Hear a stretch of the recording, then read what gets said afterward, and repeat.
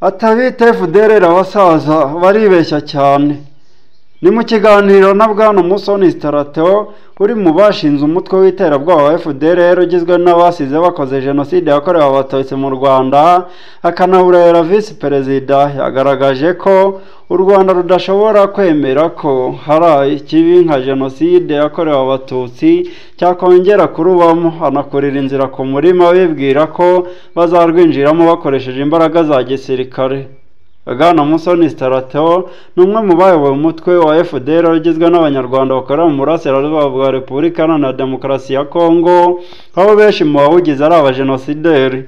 Uyu mugabo yabaye visi perezida ushinzwe ibikorwa bya politike muri FDLR guhera mu mwaka w'ibihumbi 2000 kugera mu 2012 ubwo yiyamburaga inshingano yari afite. Mu kiganiro yagiranye n'itangazamakuru nyuma y'imyaka igera kuri 3 asubijwe mu buzima busanzwe, Bwana Musoni Starateo yashimangiye ko u Rwanda rudashobora kwemera ko ibyabaye mu 1994 byongera kubaho ukundi.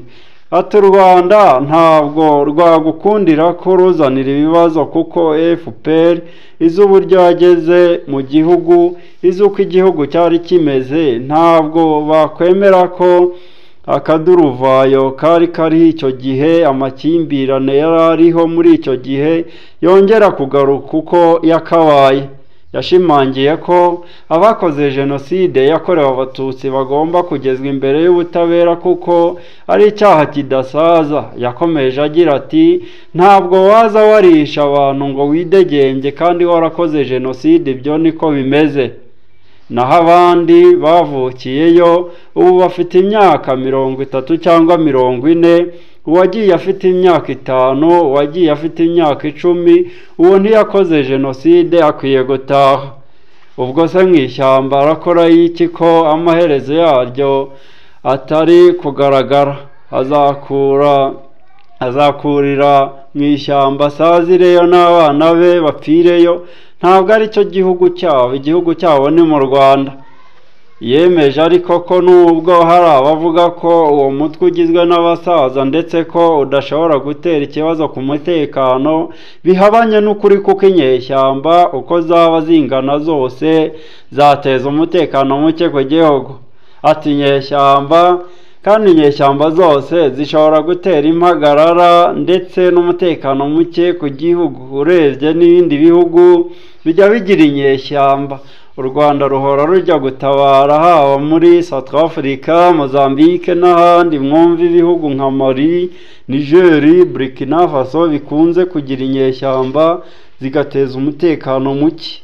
Yongeyeho kandi ati inyeshyamba rero uko zaba zingana kose, imbaraga zaba zifite zose, umutekano zishobora kuwuhungabanya, kandi ibyo na FDLR yabikora kuko guhungabanya umutekano ni uguhora ureba aho icyanzu cyaba kiri ukinjira mu gihugu ugakora ibyo ushaka gukora warangiza ugataha.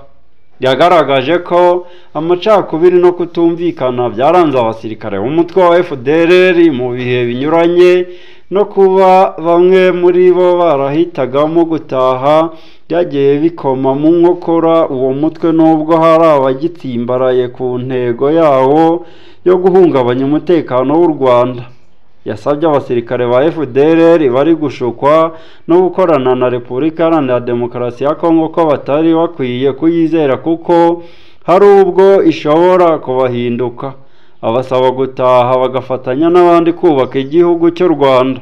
Yerekanye kandi ko Repubulika Iharanira Demokarasi ya Kongo ikwiye kugira uruhare rukomeye mu isenywa rya FDLR binyuze mu guhagarika gukorana nayo n'ubufasha yihabwa intwaro. Bwana Musoni Starateo asoza avuga ko hari benshi mu bari hanze y'u Rwanda banga gutaha biturutse ku makuru y'ibinyoma bumva, cyane avuga ku matekano ari muke mu Rwanda kuri bo. Mwakoze gukurikirana Byose Niyo Official, turabakunda cyane, dukomeze kwibuka twiyubaka.